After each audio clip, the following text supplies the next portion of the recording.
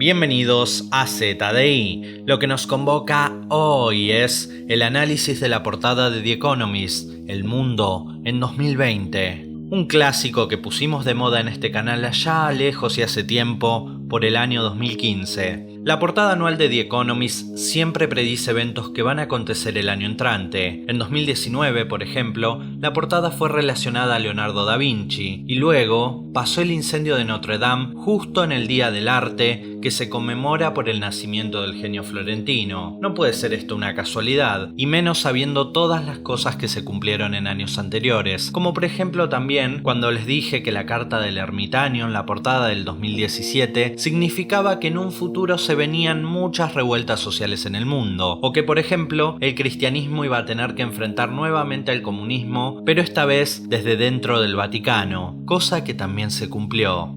El Mundo en 2020, esta vez, no tiene una portada tan visual como las ediciones anteriores. Sin embargo, a su vez, esta portada curiosamente es muy visual, porque justamente se trata de un test de visión, el clásico test de Snellen, que nos hace el oftalmólogo cuando quiere ver cuán bien está nuestra vista. Seguramente a muchos de ustedes les habrán hecho este test. Y esto tiene un porqué muy claro y una explicación. La respuesta es el programa Visión 2020 de la OMS, creado en el 1999 como un plan de acción mundial para eliminar la ceguera evitable en 2020, algo que por ahora no ocurre. Por eso es que la palabra visión y 2020 están destacadas en color y por eso es que la portada es un test visual. Sin embargo, además de esto, también hay más puntos que son importantes a tener en cuenta en esta portada y hay más mensajes ocultos también. Por ejemplo, para comenzar vemos que Trump y Brexit están juntos y que la palabra Brexit justamente está cortada, dando lugar a una frase misteriosa que se lee como Trump Exit, lo que en un doble sentido se podría interpretar como la salida de Trump, y esto se debe justamente al intento de juicio político que los demócratas están llevando a cabo a como dé lugar para quitar a Trump de su camino. Si bien ya se aprobó el juicio político en la Cámara de Representantes que tiene mayoría demócrata, el juicio no prosperará, se los adelanto desde ya, y lamento decepcionar a algunos, y les explico por qué no va a prosperar, porque para eso todavía falta la votación del Senado, que es de mayoría republicana. Además, se necesitan lograr 2/3 de votos afirmativos para destituir al presidente, algo que nunca jamás en la historia de los Estados Unidos de América ocurrió. Así que vemos que es otra jugada mediática de los demócratas simplemente para manchar la imagen de Donald Trump con acusaciones que no tienen ningún fundamento, que se basan solamente en lo mediático para formar opinión. No es más que eso. Desde que asumió en el poder quedó demostrado que Donald Trump es una piedra en el zapato para los planes de la élite mundial. Y no importa si Donald Trump te agrada más o te agrada menos, nuestras opiniones, en este caso, son secundarias a la realidad objetiva, y los hechos hablan por sí mismos. Por otra parte tenemos la palabra Brexit, y es casi un hecho que se va a concretar en 2020 con el triunfo aplastante de Boris Johnson, que ganó de manera arrolladora, consiguiendo una mayoría absoluta aplastando a la izquierda laborista en las elecciones. El pueblo se hizo escuchar en Reino Unido y le dio la espalda de manera contundente y categórica a las políticas globales de pensamiento único y persecución ideológica. Por esta razón también, el plan de la élite es que Donald Trump no llegue a las elecciones de 2020, porque saben muy bien que al igual que Boris Johnson, ganará de manera aplastante y contundente, y esto se debe a que la gente, el pueblo, no es tonto y está manifestando su descontento con todas las persecuciones y locuras que estamos viviendo por parte de un sector político. Por otra parte, vemos las siglas AI, que se refieren a inteligencia artificial. Sabemos los avances que se están dando en este campo de la ciencia y como les adelanté en el video de las predicciones para los próximos 10 años, el desarrollo de androides con inteligencia artificial será la clave de la próxima década. Las grandes empresas están poniendo mucho énfasis en esto, e incluso Jeff Bezos e Elon Musk están invirtiendo en desarrollar un tipo de inteligencia artificial que pueda mantener sus cerebros con vida después de la muerte. Suena muy interesante todo esto. Por otro lado, la palabra Tokio se refiere a los Juegos Olímpicos que tendrán lugar en la capital nipona en 2020. Sin dudas que va a ser uno de los eventazos del año y seguramente dejará mucho de qué hablar. En ese sentido hay que decir que los Juegos Olímpicos siempre son algo lindo, es un evento que se disfruta mucho. Por otra parte tenemos la palabra Mars, que hace alusión a la misión de la NASA Mars 2020 Rover Mission, que tendrá lugar en julio de 2020. Será la misión no tripulada en la que enviarán a un astromóvil a continuar explorando el planeta rojo. Sin embargo, en la portada también vemos que la palabra Mars está seguida de Climate, lo que forma Mars Climate, y esto me recuerda a la fallida misión en el año 1999 que se llamaba de la misma manera, Mars Climate Orbiter, un proyecto de 125 millones de dólares de los contribuyentes americanos que terminó como chatarra espacial debido a un insólito e infantil error de la NASA en las unidades de medida. Sí, aunque ustedes no lo crean, le pifiaron a las unidades de medida. Este hecho está considerado como el error más estúpido de la historia de la NASA. Así que habrá que estar muy atentos a lo que pasa con la misión Marte 2020. Recordemos que en la portada de 2019 The Economist hizo alusión a la primera misión de Israel en la Luna, la cual terminó fracasando rotundamente.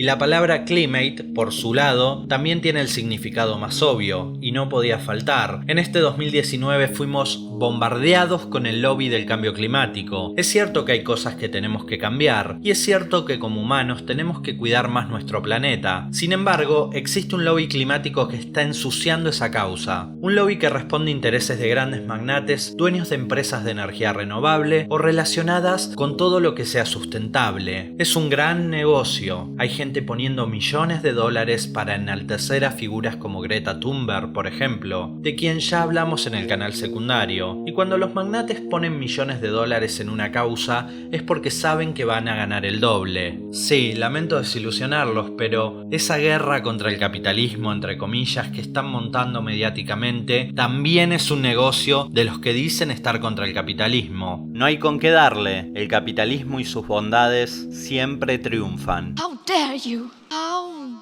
dare you?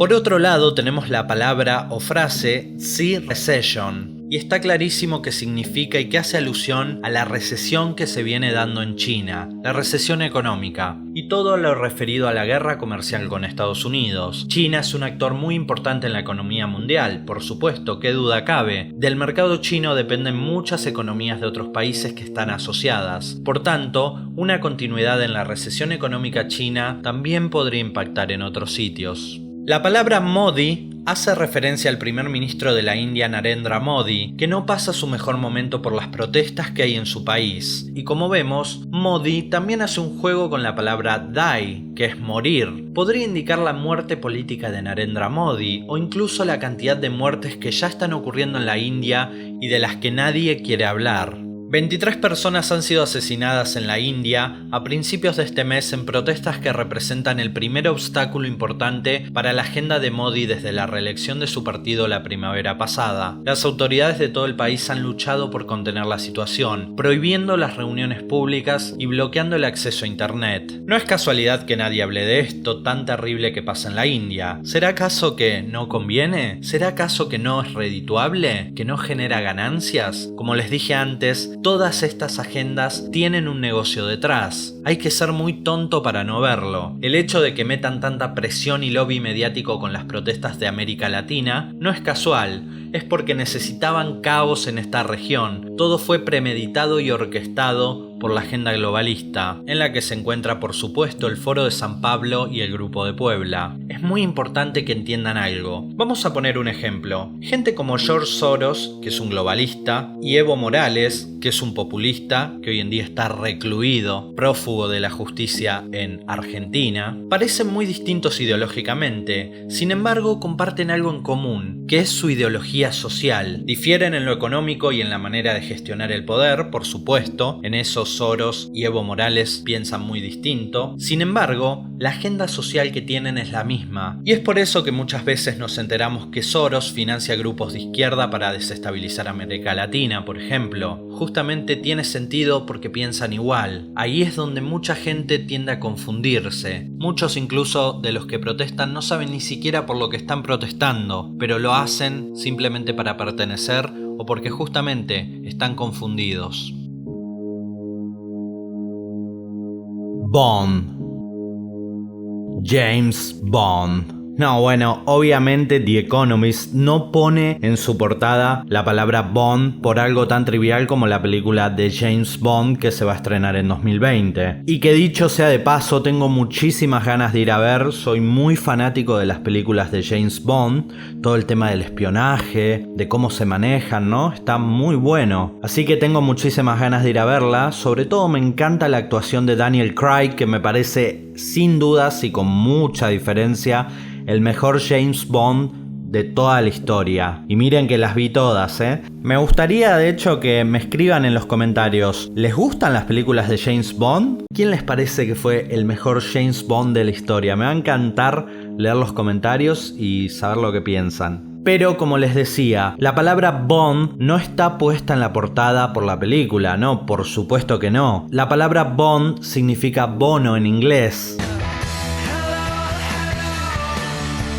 Bono se refiere a los bonos del Tesoro de los Estados Unidos, que tienen un papel protagónico importantísimo en la economía norteamericana y también en la economía y en los mercados a nivel mundial. Son muy importantes los bonos del Tesoro estadounidense y habrá que estar muy atentos a lo que pase con ellos. La palabra Beethoven está puesta en la portada porque se cumplen 250 años del nacimiento del maestro Beethoven, algo que es importante destacar. Como dije antes, la palabra Vision se debe a que en 2020 es el año final para la iniciativa Visión 2020 de la OMS, por eso está resaltado.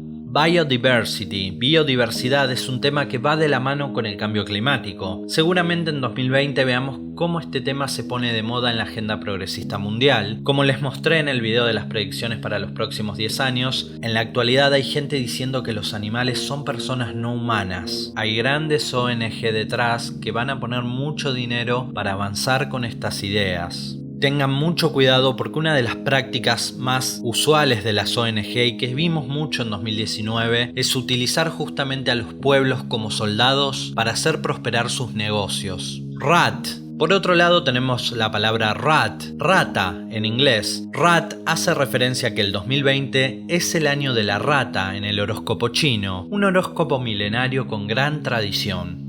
Warren se refiere a Elizabeth Warren, que es candidata a las elecciones de Estados Unidos en 2020, siendo la rival de Donald Trump. The Economist, al ser una revista de ideología globalista, demuestra siempre su favoritismo por los demócratas, como en las elecciones pasadas que hizo campaña a favor de Hillary Clinton. Y como vemos, la palabra Warren está dividida y se puede leer war, que es guerra, y tiene sentido. Warren no es muy distinta a Hillary Clinton en ese aspecto. Como sabemos, a Hillary le encantaba el intervencionismo y destrozar países como lo hizo cuando era jefa de Estado en el gobierno de Obama. No hay que olvidar, hay que tener mucha memoria. Esta costumbre de intervenir países tuvo su final cuando asumió Donald Trump, porque este dejó de meterse en asuntos ajenos, cooperó para el fin del conflicto sirio, selló la paz con Corea del Norte sin disparar una sola bala y dijo que Estados Unidos no iba a ser más el policía del mundo, porque justamente lo que hizo Trump fue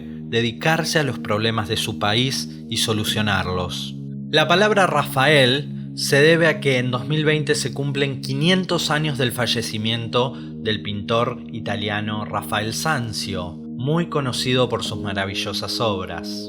Por otro lado tenemos la palabra Nightingale. Florence Nightingale, la británica y precursora de la enfermería profesional, cumpliría 200 años en 2020. Además, el 2020 fue declarado por la OMS como el año de la enfermería, y esto se debe a que Florence Nightingale dijo en el año 1870: el mundo tardará 150 años en ver el tipo de enfermería que imagino. 1870 más 150 es igual a 2020. Y por último tenemos a Rusia, que no podía faltar, por supuesto. Rusia ha sido excluido de los Juegos Olímpicos de Tokio 2020 tras conocerse casos de doping en muchos atletas. Ha habido mucha polémica con respecto a este tema. Los rusos una vez más quisieron hacer trampa, pero esta vez no les salió. Por otro lado, Rusia en 2020 lanzará el tercer satélite GLONASS-K. El primer GLONASS-K fue puesto en órbita en febrero de 2011. El segundo fue lanzado en diciembre de 2014. Creado en tiempos de la Unión Soviética y puesto en marcha en 1993, el sistema GLONASS es el análogo ruso del GPS estadounidense. Determina en tiempo real con gran exactitud las coordenadas de ubicación y los parámetros de movimiento de los objetos que se encuentran en aire, tierra o mar.